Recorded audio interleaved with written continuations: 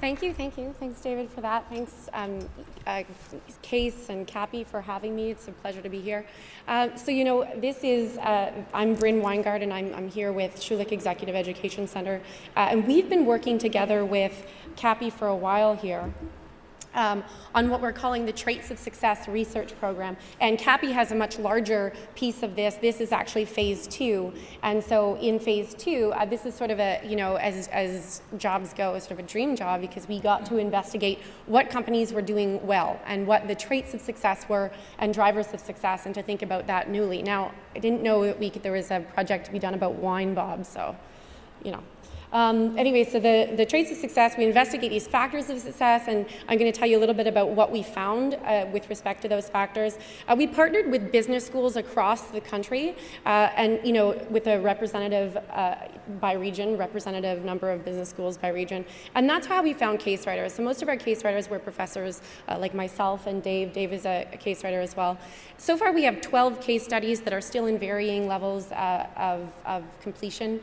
They're unique and diverse, and they represent these companies that we selected very carefully. The companies that we, and I'm going to show you sort of a chart of that we looked at, were particularly successful in their category. They typically exported fairly well. They were of different types of ownership and different, all kinds of different organizational models, if you will, so and sizes and so on, and different categories as well. So we feel that they were sort of representative of the Canadian secondary food processing companies in Canada. As David mentioned, others have tried to diagnose the problem that we have with this trade deficit, and this, of course, seeks to understand what drives success, so asking sort of the positive questions. Right now, with those 12 cases, what we've done is taken all those 12 and tried to distill them down into a meta-analysis, a cross-case analysis about factors of success. And that's what I'm going to show you today, is actually some of what our top-line preliminary findings of what those factors are themselves. In the coming weeks, and probably nearing the end of February, this will be released to the public through CAPI, through their website. So this is sort of, giving you the lay of the land in terms of what to expect and how to frame the expectations for what this work will be. Good. So myself first, there were about 4 cases that I was involved with. One called Club Coffee. One is called Infraready, which was out in the prairies, Bonduelle, which is, of course, a Quebec company, and then cross-case analysis to some extent.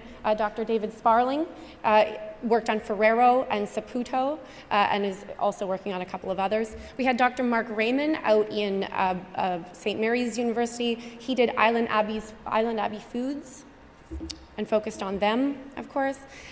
We had a symposium of Quebec writers, François Couture, Jean-Claude, and Mme Cheikh Ibra. They did 3 cases together as a team, Groupe Leclerc, Lassonde, and Domaine Pinacle. Ray Hope, of course, in Winnipeg, he worked on PepsiCo, on their food division, their processing food division. Dr. Marc Boivin from Calgary on Heritage Foods, or Chimo's Pierogies. And then Dr. Ron Wasek, who worked on Premium Brands, which is a series of smaller companies in one. Fabulous. So traits of success, some of the key learnings that we came up with. I want to show you this first. This is sort of a theoretical framework, a model that we are in the process of developing. It came out of, again, that meta-analysis, that cross-case analysis. A lot of synthesis went through this. And what we started to realize was that these factors were the 4 that were the most critical. The first, and I'm going to go into more detail, is the green. And it's the first primary, most fundamental factor of success that we found. It was the CEO's clarity of core purpose. And I'm going to explain what that is. The second, and this sort of fell out of that CEO's clarity of core purpose, were layers of uniqueness and differentiation that the company had or was involved with. The third is the caliber and breadth of company relationships, and so that collaborative piece, the relationships that the company itself developed in order to be more successful. And then a fourth, and it's sort of out there floating almost like Saturn, is clear enabling macro conditions. And so I know certainly when it comes to policy, that's what we're considering first and foremost here. We found that fourth factor, it was interesting, it was separate, it was external to the company itself. I'm going to speak to it. These 4 factors, though, being sort of hanging together as constructs for what matters the most. So the first one, clarity of core purpose. The core purpose is what you might consider the company's DNA. It undergirds everything that the company itself does. It's what the company was founded on and what sustains it. So good examples here at one company, there was the CEO, he had this very clear purpose that drove everything the organization did. His core purpose was to feed a family for $5 a day. And so that changed, of course, how he innovated, the relationships that he had, all of how he went about making his, what I call sort of shop floor to top door. Everything involved in that company was about making food available for $5 a day. Another said, I want to feed the world. That was the CEO's core mandate. I want to feed the world. Fairly simple, you'd think, and then how the company manifests itself was fairly nimble and flexible because what he was trying to do was feed the world. It's the CEO or senior leadership team, in most cases we interviewed the CEOs, but not always, focus and defines leadership and alignment across the company itself. A lot of this core purpose, when it can be simply and easily communicated, is understood by all stakeholders and by all employees in the firm, and that makes a difference towards how they deliver. Really important point, and something that we found very interesting, and again sort of relates to factor number 2, is that the CEO's core purpose really drove innovation. Right? So if you want to feed the world, how you innovate will change. If you want to feed a family for $5 a day, how you innovate will change. Or said another way, that drives how you innovate. So this is the absolute basis, of course, of the company's purpose and their overarching strategy. So I show you this again. I'm going to move on now to the orange, which is the layers of uniqueness and differentiation. So factor of success number 2, layers of uniqueness and differentiation. One thing that we found, across all of these cases and companies is that each company that was successful, and again, we looked at companies that were successful, had a vigorous commitment to differentiate themselves. They wanted to differentiate themselves in category vis-a-vis their competition, of course, but they wanted to do this, and it was obvious in the CEO's mandate and other things that they did that they continued to differentiate themselves. And so this became a real factor, tenet of success.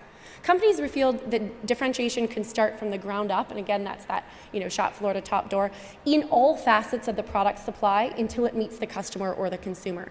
And so what we start to see is that there are these layers of uniqueness or differentiation. There wasn't just one factor that was differentiated or unique that then led to, that was then played out. There was continual evolution of this uniqueness and of differentiation on all facets. And so I draw your attention to the fact that in multiple areas, in the focus of operations, there was on a continuous basis. So these companies continued to differentiate and try to define what their uniqueness was. I'm going to move on to the red, which is caliber and breadth of company relationships. Factor number 3, caliber and breadth of company relationships. Something that really stood out, especially as we interviewed some of the first CEOs, was the relationships that they had, and not just with banks and maybe the odd collaborator, but really throughout that supply chain, people that they really relied on and used. And so successful food companies, we're saying, have extensive external relationships. Now, especially in an era of social media, et cetera, it's really important to know that it wasn't itself a networking activity so much as it was a competitive positioning or a platform to collaborating toward better ends together. Each had an array of quality relationships, and there was diversity, of course, in these relationships. So, some CEOs would have relationships, really great relationships with their farmers and their growers, and others would have really great relationships with their financiers and their supply chain and their transportation. It didn't matter, and there wasn't consistently necessarily one type of relationship. The point was that they embedded themselves in rich networks and had great relationships, and not as a showpiece or a public relations mandate, but as a collaborative exercise towards strategic positioning. Again, not a networking activity. So collaboration is a strategic enabler. What we saw with 2 cases is that it mitigated market access risk. So in 2 cases, companies were able to access new markets they wouldn't have been able to access alone by virtue of collaboration and partnership with others. And of course, this was critical to company performance. So successful companies did this very well. And so the 4th factor, these clear enabling macro conditions, this is sort of the policy and regulatory environment stuff external to the firm, the economy, marketplace, regulatory. Canada has many economic fundamentals right, but we have a very receptive, open to business environment, and we heard that continually with CEOs and leadership. We have a good business environment, but we need to think about how it is that we're going to grow and attract more investment, because some of these companies, especially the successful Canadian companies, were foreign originally. We need to evolve our position and meet the changing competitive world, of course, and be nimble to emergent policies and regulatory concerns. We are not fully in this, but this is a component of what this factor of success looks like. And of course, other markets attract Canadian companies. So we have Canadian companies, and certainly when I was in the prairies, I heard this a lot from CEOs. We have companies that are fairly successful externally in other markets. And so, we have to think too, at home about how it is we get them to invest in Canadian companies so they stay and continue to be successful here. Okay, so this is originally sort of what's new about this. What should you really be taking away from this? First of all, these are preliminary findings, so these are still in review. Of course, they're subject to change, and the final version, the press release we release later in February, I'm sure will have some nuances that are different. This research, though, the real key takeaway is the change in perspective about what drives success in secondary food processors in Canada, and then, of course, what enables it. Successful companies have these three things: clarity of purpose, layers of uniqueness and differentiation, quality, breadth of company relationships. And they paid attention to the macro conditions, specifically companies that made an effort to understand what those more broad opportunities were, align their operations to them, and then take care of those opportunities or take part in those opportunities. They were the most successful. What's interesting here, though, is that while the fourth factor mattered and is part of this theoretical framework that we've created, it's not itself the singular enabler. In fact, factors 1, 2, and 3 were more critical for companies' success ultimately. And that's very interesting because almost like an intrinsic, internal locus of control, companies can then really look to this and say, how is it that I'm going to do something different and better by using factors 1, 2, and 3? Of course, other ways that we can change our perspective. And stakeholders, we hope this is relevant to. Researchers, if these fundamental factors are valid, then we can start to connect them, and research will start to connect them and help be more directive in terms of how companies can actually manifest them. For government, we have to think about how to better help companies grow, how to attract investment. And then the other thing, especially with a couple of these firms that we looked at, two of them in particular, the incubators, universities, and research houses that they partnered with, these publicly funded institutions, were critical to how they developed their products and how they stayed in market, and that was the difference for them in terms of how successful they were. So when it comes to policy and government, we're also looking to some of those other institutions or publicly funded institutions that can help with uniqueness, differentiation, and of course, quality relationships or collaboration that's so critical for that success. And so those are, of course, factors 2 and 3. And then for companies, the regulatory environment was less of an enabler than factors 1, 2, and 3, which, like I say, allows them some prescriptive a type of an inventory for what it is they can do differently, how it is that they can compete better, what it is that they own in terms of their actual control. And so, we really have to think about the clear core purpose, the uniqueness that company offers, and then the quality of collaboration and relationships that those companies have. That's me. Questions?